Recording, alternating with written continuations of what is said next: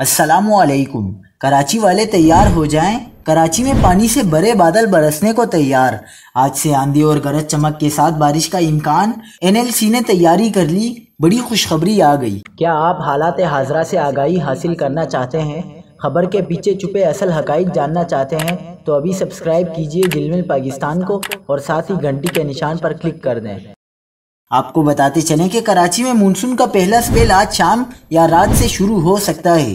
اس دوران شہر میں گرج چمک کے ساتھ بارش کا امکان ہے، جبکہ 3 اور 4 جولائی کو شہر قائد میں شدید بارش ہو سکتی ہے۔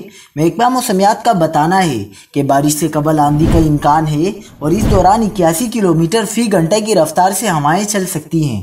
کراچی میں پانی سے بڑے بادل برسنے کو تیار ہیں، لیکن شہر کے نالوں کی صفائی کا کام اب تک مکمل نہیں کیا جا سکا ہے۔ PDMA سندھ نے ایڈوائزری جاری کرتے ہوئے کہا ہے کہ انتظامیہ ممکنہ اربن فلڈنگ اور دیگر خطرات سے نمٹنے کے لیے تیار رہے۔ ٹھٹہ کی ساحلی پٹی اور کیٹی بندر سمیت مختلف علاقوں میں وقفے سے بارش ہوئی ہے۔